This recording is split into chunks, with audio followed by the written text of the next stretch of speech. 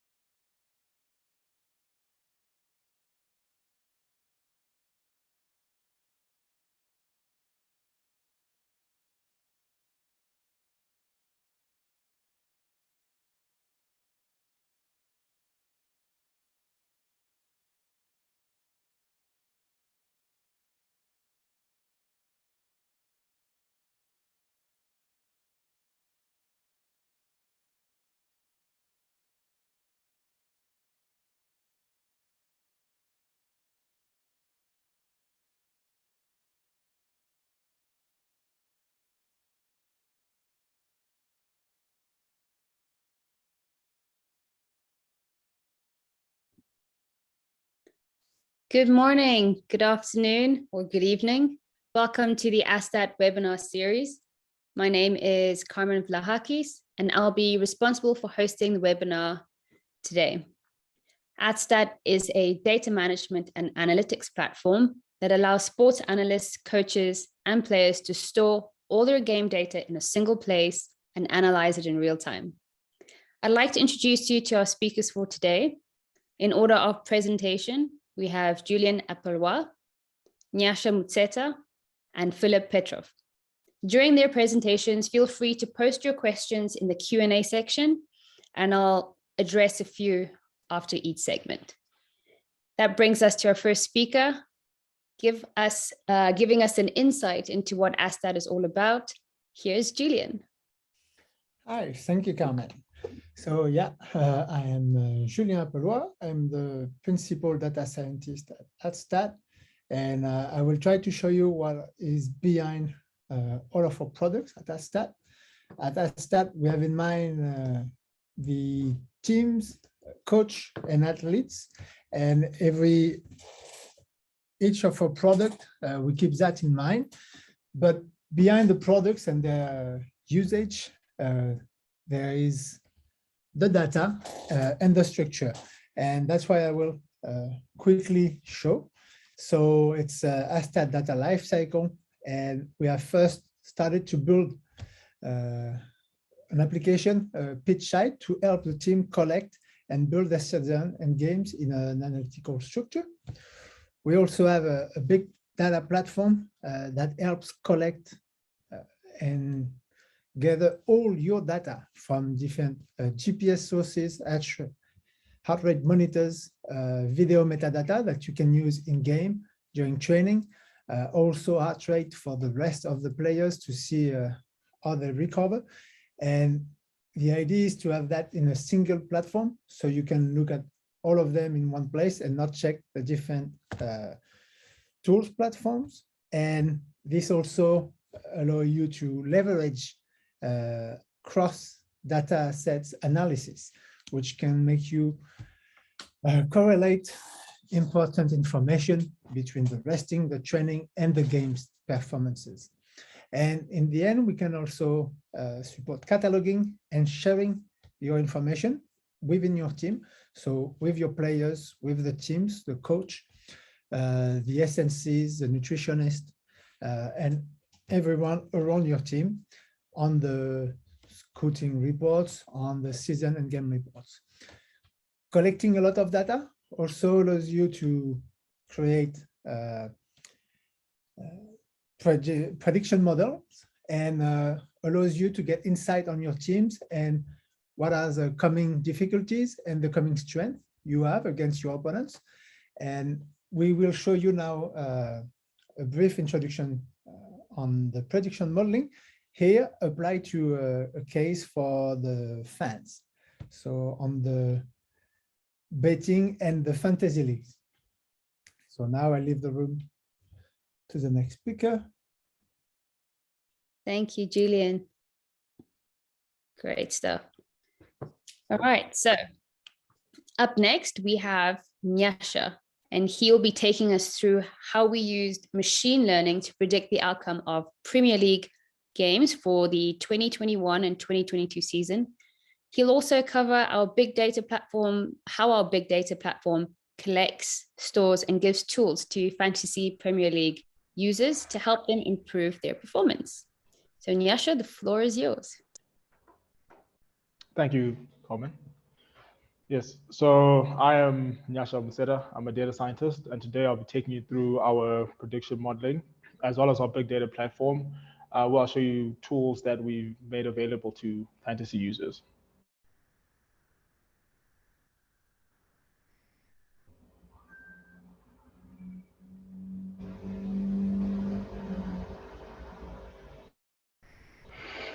Yes, so just a short introduction of why we did this and what is the motivation.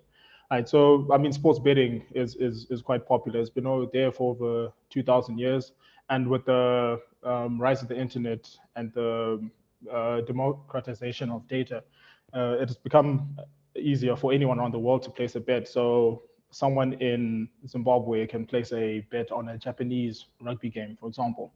Right, and within the online gambling market, 37% is held by sports betting. So there's huge market share there and huge interest. Now, why did we choose the Premier League? Well, obviously, soccer is the most popular sport in the world, and of that, the Premier League is king. When Liverpool played Manchester United in 2015, 700 million people watched, which was 6 times the Super Bowl that year. So there's a lot of interest around the world, and what makes it a prime candidate for machine learning is, unlike your roulette or playing cards, rolling dice, you can't calculate all the probabilities beforehand, right? So you use past data to try infer what will happen in the future. So just getting into it, our objective with this modeling was to ascertain if machine learning modeling is a valuable method for predicting the outcome of football matches, right? And now our methodology was quite simple, quite standard. You collect the data, you explore the data, clean it, you split it into your training and testing sets, prepare it for modeling, you train a few models, you select a model, and then you optimize from there. Right. We made a few simplifying assumptions such that the order of the data matters. As you can imagine, the Manchester United of Sir Alex Ferguson is not the same Manchester United we have today. Each team's squad depth is strong enough that injuries won't affect the overall performance of the team. Obviously, this is not true for all teams. And every match is fair and unbiased, which we do hope is true. Right, now, just exploring the data, in blue here at the bottom, these are all the away team wins. In green, those are your home team wins, and in yellow, those are your draws. So just looking at this, we can see that over half, just about half the games were won by the home team, right? So they certainly weight to the home team advantage. Right, now the features we use for training, we split them into 3: your defensive features, offensive, and your neutral features. So your defensive features such as your marking and aggression, your offensive features such as your ball control and composure on the ball, your crossing, and then neutral features. These are the stamina of the team names, things like that.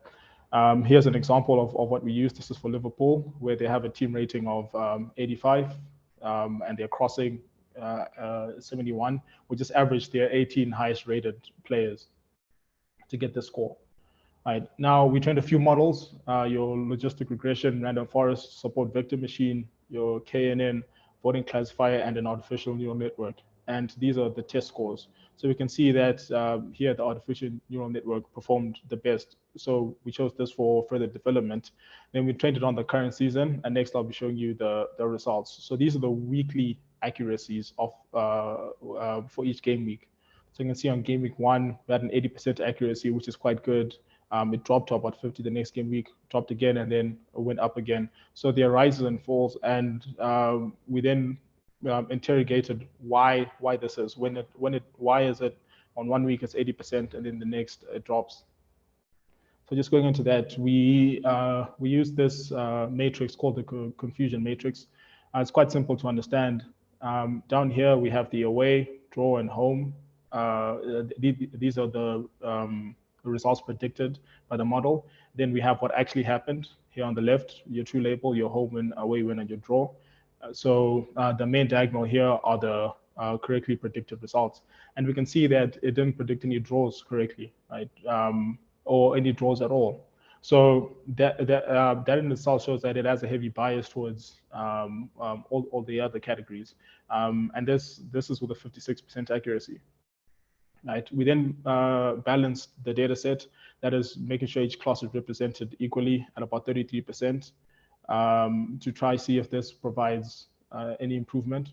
And now you can see it predicted one draw correctly, but then with a 2% drop in accuracy. Right. So we decided to keep the model as it is, since this is a true reflection of the way football is. Yeah, and we'll do future work to investigate this problem. So in conclusion, the model did achieve a 56% accuracy in predicting the results, which makes it a viable method for predicting results. And the few recommendations we had were include weekly team selection as features, investigate how playing in other competitions affect your Premier League performance. Here we're talking about your Champions League, your Carabao Cups, FA Cups. Include sentiment analysis to gauge how the viewing public views the teams, and include a form metric to measure the team's momentum. Right. Now, next I'll be showing you our big data platform where we've made we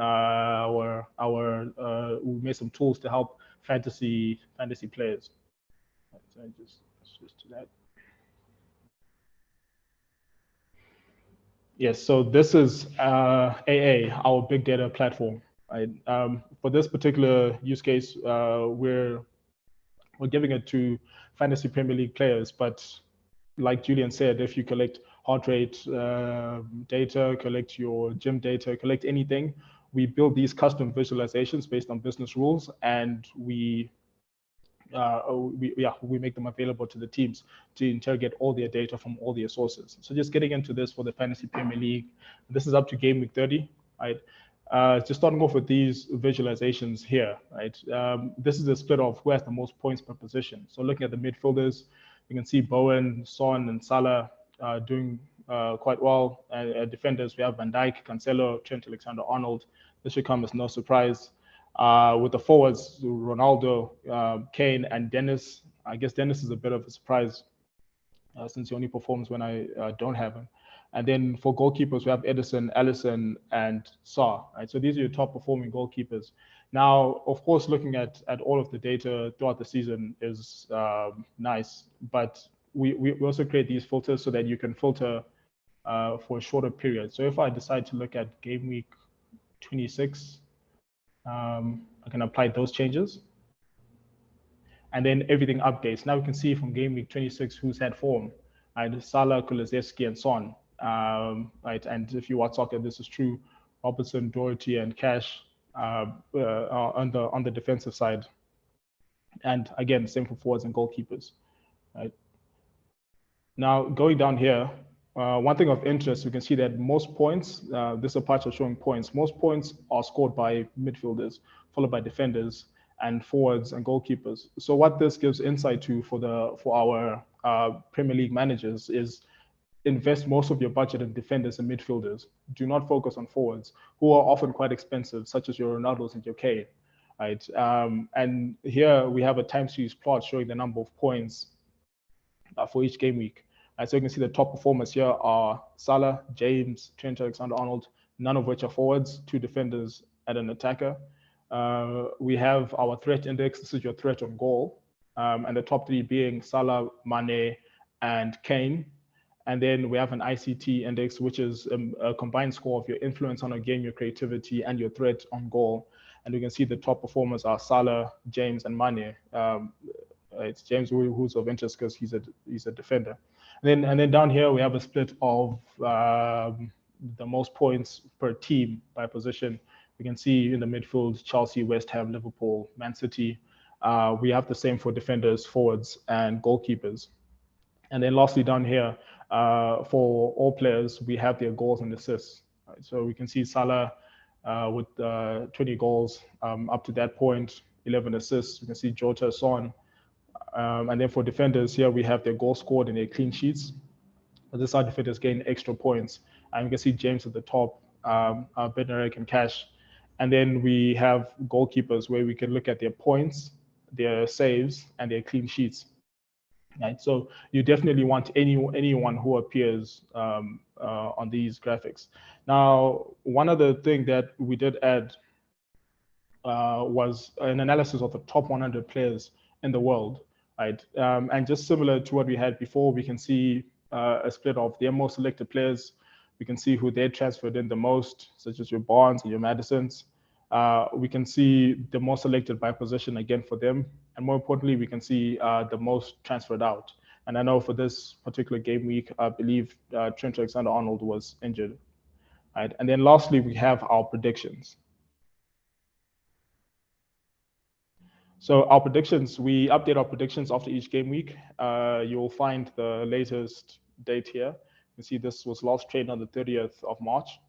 The table is quite simple. Here we have the home team, the difficulty of their next game, their probability of winning, probability of a draw, and probability of the away team winning.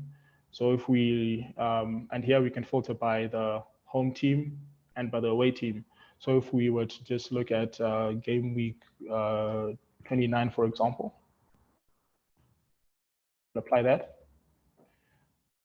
Yeah, for game week 29, we can see that Everton had a game difficulty 3 with a expected win probability of 37%, draw 24, and the away team had a 38% chance of winning, which for this particular case, it would favor Wolves. And then just going down here, these gauges show which teams are most likely to succeed based on the predictions. So we can see Chelsea, who's playing at home, 85% chance of winning their game, Leeds 64% chance, and Man United 57%.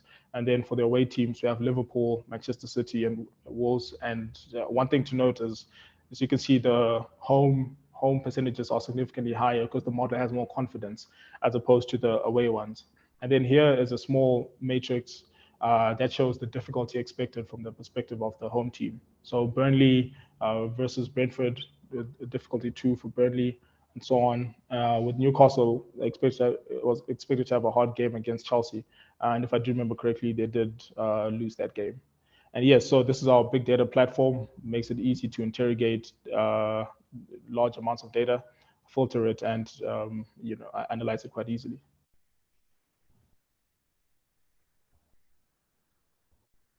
Thank you. Thank you. Thank you very, very much, Nyasha. I hope you all enjoyed this amazing presentation. That was some good stuff you showed us there. But for those of us, or should I say those of you who have been itching to talk about blockchain and Web 3.0, let me introduce you to Philip. Hey, Carmen. Thanks for that introduction. That was a great little run through of our dashboards there. Nyasha, thanks for that as well. My name is Philip, and I'm the Customer Success Manager and European Director of Sales here at Athstat. Over the course of the last few months, we've been working on utilizing blockchain technologies for athletes and sports clubs and even their fans via NFTs, which are non-fungible tokens. So to quickly summarize, for those of you that may not know, a blockchain is a system in which a record of transactions made in cryptocurrencies are maintained across several computers that are linked together. In layman's terms, that basically means a ledger of a transaction is duplicated and distributed across the entire network of computer systems on the blockchain, which makes it virtually impossible to cheat or hack. This also makes the blockchain completely decentralized, as not even the creators of a blockchain or a token can block, edit, or delete any information once it is on the blockchain. In other words, it's there forever. So transactions are also completely anonymous, which is why so many people are jumping on the Ethereum and Bitcoin train right now. NFTs are built on the same technologies as blockchains and cryptocurrencies in order to keep them secure and unique, but they're not digital money. Instead, they represent like real world things like art, music, videos, and even real estate. Because NFTs are unique, they typically only have a limited supply, which makes them very popular with the crypto traders. As the more notoriety and demand an NFT receives, the more valuable it becomes. And, you know, some are even selling for millions. However, they're not just for trading and investment, but also, you know, the same way somebody collects stamps or baseball cards, you know, when you own an NFT, it's yours. Like there's only a limited supply and only that limited amount of people own it. So to kick off our venture into the crypto NFT world, we've opened our own storefront on OpenSea, which is currently the largest NFT buying and selling and trading platform. We've taken our in-house English Premier League predictions, which Nyasha just explained, and we're giving away access to those predictions to anyone who owns an Athstat EPL NFT. So let me show you guys what that looks like.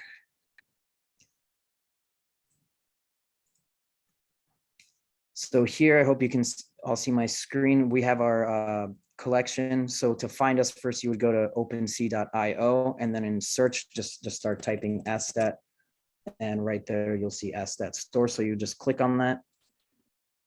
And once you're in the store, this is what our store looks like. So we have our company description here, all that. And then these are the NFTs. This is what they look like. So we do post these every week for the upcoming predictions. And you'll notice you'll see duplicates. So there's like 2 NFTs for game week 30, 2 for game week 31. That is because we sell on both the Ethereum mainnet as well as the Polygon Matic network. The reason why we do that is because while Ethereum is the most popular, especially in the NFT space, it accounts for well over 90% of all NFT transactions. The unfortunate truth about the Ethereum mainnet is that it's very slow and costs a lot of energy to mine, or it costs miners a lot of energy to process all these transactions. So this hits the consumer in the form of gas fees. So the more transactions that are happening at a specific time, the more expensive the gas fees become, because the more calculations those network computers have to perform. So to mitigate that, Polygon is a layer 2 solution for Ethereum.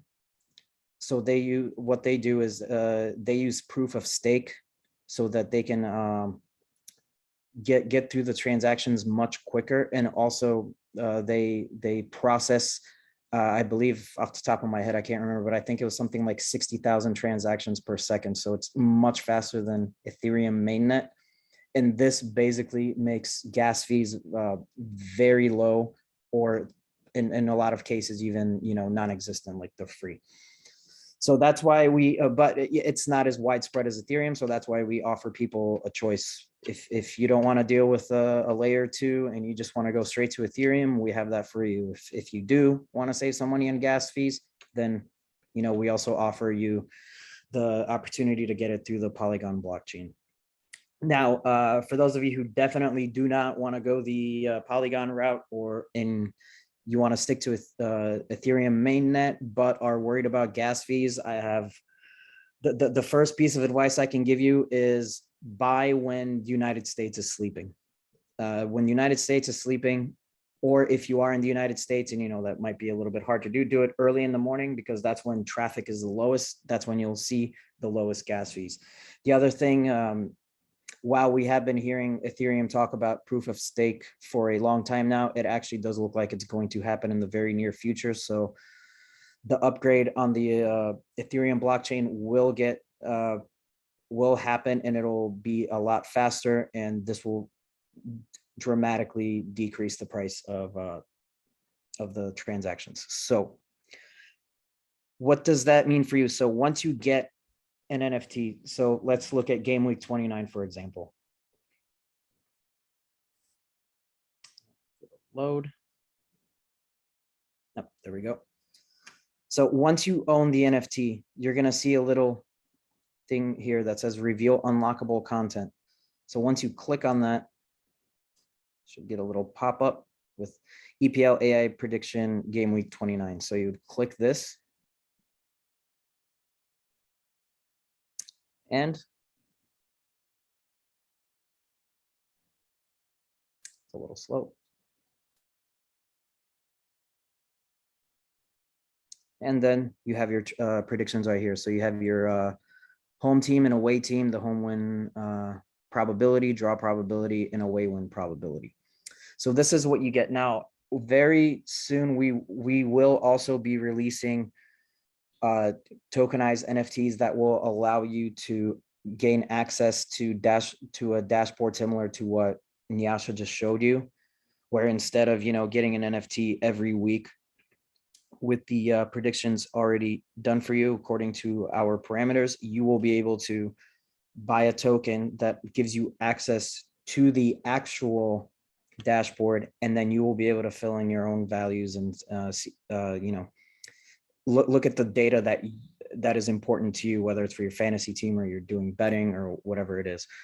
And then lastly, and I can't speak on this too much because we're not ready to announce it, but we will be launching our first NFT collectible, and it's going to be Beast, world-renowned rugby superstar.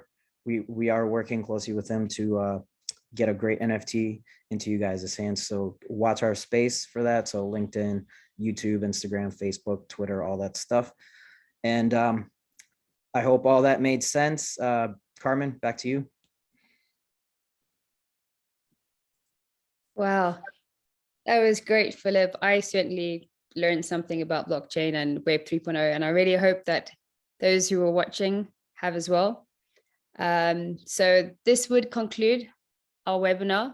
Thank you all for attending, and we hope you have learned and enjoyed our presentations. Thank you once again to our speakers, Julian, Yasha, and Philip. And just a reminder that you can find us on Facebook, on Instagram, Twitter, YouTube, and of course at our website, www.athstat.com. That's Athstat, ATHSTAT. Cheers.